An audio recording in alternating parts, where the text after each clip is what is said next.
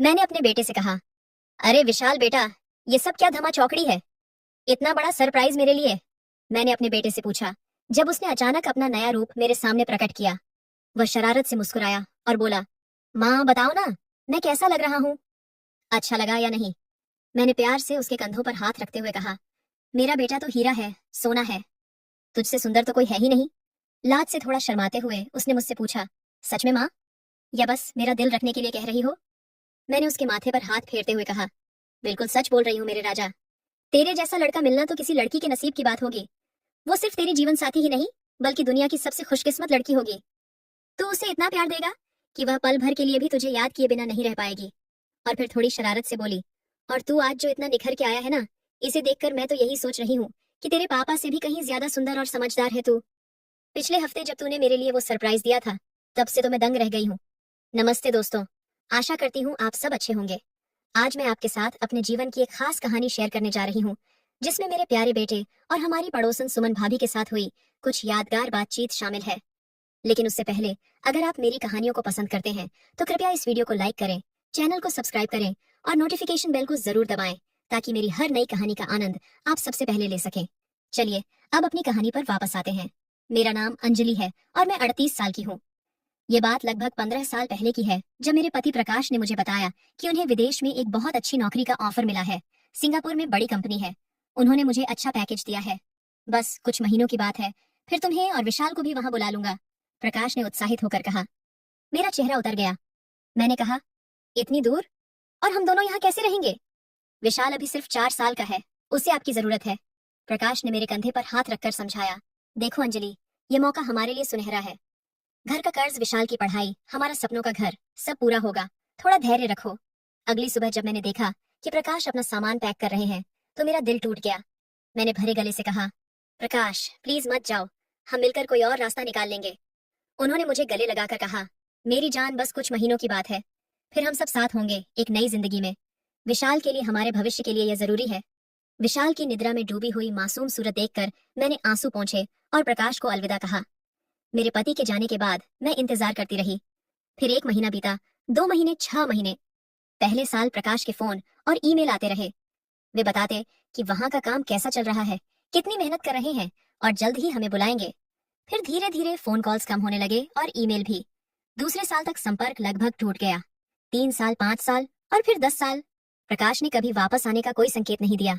न कोई पैसा भेजा, न कोई खबर, जैसे उन्होंने हमें अपने जीवन से बाहर कर दिया हो। मैंने अपने बेटे विशाल के लिए हिम्मत बटोरी, एक स्कूल में टीचर की नौकरी शुरू की और दिन रात मेहनत करके उसे पाला पोसा। अकेली माँ होते हुए भी मैंने कभी अपने बच्चे को किसी चीज की कमी महसूस नहीं होने दी।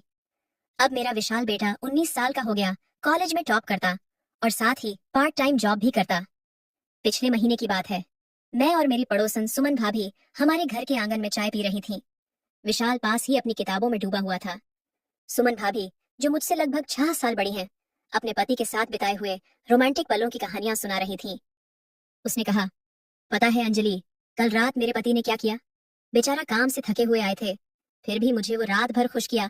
लेकिन कभी कभी मेरा पति मूड में नहीं होता है, तो फिर भी मैं बहुत आसानी से मना लेती हूँ। मैंने मुस्कुराते हुए कहा, आपका भाग्य बहुत अच्छा है भाभी जी। प्यार से भरा परिवार, एक प्यारा पति जो आपके लिए इतना कुछ करता है। फिर अचानक मेरे अंदर कहीं से एक दर्द उभरा और आंखों से आंसू टपक पड़े। उसने कहा, अरे अंजलि क्या हुआ? मैंने कहा, कुछ नहीं, बस कभी कभी अकेलापन बहुत गहरा लगता है। 15 साल हो गए प्रकाश को गए हुए, न जाने कहाँ है, कैसे है। कभी कभी सोचती हूँ, क्या वह हमें याद भी करते हैं? मैंने रूंधे गले से कहा। सुमन भाभी ने मेरा हाथ अपने हाथ में लेकर कहा, अंजलि, तुम अभी भी इतनी खूबसूरत हो, इतनी मेहनती और स्वाभिमानी। प्रकाश ने जो किया वो गलत था। अब तो विशाल भी बड़ा हो गया है, क्यों ना तुम अपने लिए एक नई शुरुआत करो। कानूनी तौर पर प्रकाश से तलाक लेकर अपनी जिंदगी में आगे बढ़ो। हर औरत को प्यार और सम्मान पाने का हक है। उस दिन सुमन भाभी अपनी बातों में इतनी रंगी हुई थीं कि रुकने का नाम ही नहीं ले रही थीं। उनकी कुछ बातें इतनी व्यक्तिगत थीं कि मैं यहाँ बयान नहीं कर सकती। भाभी ने अपनी जीवन के कई रंगीन किस्से सुनाए, जिनमें उनके पति द्वारा उन्हें प्यार से रखने और खुशियां देने की बातें थीं। फिर सुमन भाभी ने आंखें नचाते हुए कहा, अंजलि, तुझे पता है मेरा पति मुझे कितना प्यार करते हैं। वो हर हफ्ते कम से कम एक बार तो मुझे बाहर डिनर पर ले जाते हैं, और अगर 3-4 दिन मेरे मनपसंद काम न करें तो मैं उनकी नाक में दम कर देती हूँ। मैंने हंसते हुए कहा, वाह भाभी, आप तो अपने पति को पूरी तरह नचाती हैं। आपका तो जादू चलता है उन पर। वे गर्व से बोली। अरे हाँ बिल्कुल, मेरा मानना है कि शादी में दोनों का ख्याल रखना चाहिए, पति भी खुश और पत्नी भी। अक्सर पुरुष अपनी मर्जी चलाते हैं, पर मैं कभी ऐसा नहीं होने देती। जितना प्यार देती हूँ उतना ही पाने का अधिकार भी रखती हूँ। भाभी की बातें सुनकर मुझे भी अपनी पुरानी यादें ताजा हो गईं। प्रकाश के साथ बिताए खूबसूरत पल, फिर शादी के शुरुआती दिनों की वो मीठी यादें। जानती है अंजलि, सुमन भाभी ने मेरे विचारों को तोड़ते हुए कहा, शादी के शुरुआती दिनों में मैं हमेशा हमारे रिश्ते में रोमांस पर ज्यादा ध्यान देती थी। क्यों भाभी? मैंने पूछा। क्योंकि वही तो रिश्ते की नींव है। उसमें प्यार है, समझदारी है, मिठास है, हर चीज का मजा है, उन्होंने बताया। उनकी बातों ने मुझे गहरी सोच में डाल दिया। मन में एक अजीब सा खालीपन महसूस हुआ। कितने सालों से मैं इस प्यार और रोमांस से दूर थी। फिर सुमन भाभी उठकर जाने लगी। चल अब मैं जाती हूँ, थोड़ी देर में मेरा पति भी आ जाएंगे, हम साथ में समय बिताएंगे। और तू यहाँ अकेली बैठी है, न कोई साथी न कोई अपना। भाभी के ये शब्द मेरे दिल में चुभ गए। उनके जाने के बाद कुछ देर मैं वहीं बैठी रही, फिर उठकर रसोई में खाना बनाने चली गई। मेरा बेटा विशाल अभी सो रहा था। थोड़ी देर बाद विशाल उठा और रसोई में आया। माँ 2 कप चाय बना दो, न पीने का मन कर रहा है। मैंने कहा, नहीं बेटा, अभी अभी तो सुमन भाभी के साथ चाय पी है। ठीक है माँ, कहकर वह मेरे पास आकर खड़ा हो गया। अजीब बात थी कि आज विशाल का व्यवहार कुछ अलग लग रहा था। वह बार बार मेरे आसपास मंडरा रहा था, जैसे कुछ कहना चाहता हो। मैंने सोचा, अरे ये क्या, मेरा बेटा अचानक इतना बदल कैसे गया? विशाल ने पूछा, माँ कहाँ खो गई हो? मैंने कहा, कुछ नहीं बेटा, और अपने काम में व्यस्त हो गई। लेकिन विशाल बार बार मेरे पास आने की कोशिश कर रहा था, जैसे कुछ पूछना चाहता हो। आखिरकार मैं तंग आकर रसोई से निकलकर हॉल में आ बैठी। मन में विचार आया, मेरा बेटा इतनी जल्दी बड़ा कैसे हो गया? अभी कुछ ही समय पहले तो वह छोटा बच्चा था, और अब वह इतना अजीब व्यवहार क्यों कर रहा है? लगभग 5 दिन तक यही सिलसिला चलता रहा। हर रात मुझे विशाल के कमरे से अजीब आवाजें सुनाई देती। पहले मैंने सोचा कि शायद वह फोन पर किसी से बात कर रहा है, लेकिन फिर शक होने लगा कि कहीं कोई और तो नहीं है उसके साथ। वैसे मैंने कभी उसकी निजता में दखल नहीं दिया था, न कभी बिना इजाजत उसके कमरे में गई थी, न कभी उसकी चीजें छुई थी। लेकिन यह सिलसिला 1 हफ्ते तक चला। हर रात वही आवाजें, वही शक। मैं सोचने लगी, क्या वह कोई लड़की लाता है? क्या वह अकेला नहीं है? आखिरकार एक रात मैंने ठान लिया कि सच जानना है। उस रात मैं सोई नहीं, आंखें खुली रखी। देर रात जब विशाल घर आया तो थोड़ी देर इधर उधर बैठा, फिर अपने कमरे में चला गया। कमरे में जाने के कुछ ही देर बाद वही आवाजें फिर सुनाई दी। रात के 1 बज रहे थे। मैंने सोचा, बस अब और नहीं, मुझे देखना ही होगा। मैंने हिम्मत जुटाई और उसके कमरे के दरवाजे की झिड़ी से झांकने की कोशिश की, लेकिन कुछ दिखा नहीं, क्योंकि कमरा अंधेरा था और उसका बिस्तर दरवाजे के सामने नहीं था। फिर मैंने धीरे से दरवाजे का हैंडल घुमाया, दरवाजा खोला और अंदर गई। धीरे धीरे बिस्तर की तरफ बढ़ी और अचानक उसके सामने खड़ी हो गई। विशाल अपने मोबाइल में इतना खोया हुआ था कि उसे मेरी मौजूदगी का भी पता नहीं चला। जैसे ही उसने मुझे देखा, वह चौंक गया, जैसे बिजली गिर पड़ी हो। माँ! वह चिल्लाया। मैंने तुरंत लाइट जला दी और देखा कि वह मोबाइल पर कुछ देख रहा था। ये क्या देख रहे हो तुम इतनी रात को? मैंने पूछा। वह घबराया हुआ बोला, अरे माँ, तुमने तो मेरी जान ही निकाल दी। तुम कब आई? कैसे आई? चुपके से भूतनी की तरह। मैंने हंसते हुए कहा, अरे मेरे राजकुमार, मैं तो दरवाजे से आई हूँ। तुम ही इतने खोए हुए थे कि तुम्हें पता ही नहीं चला। फिर मैंने देखा कि विशाल के हाथ में मोबाइल था और वह सोशल मीडिया पर वो वीडियो देख रहा था।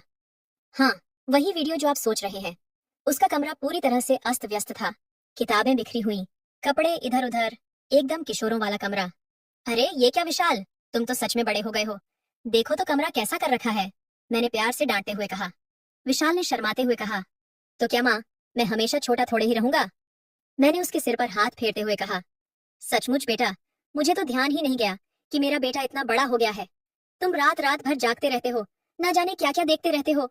ये सब ठीक नहीं है, सेहत खराब हो जाएगी।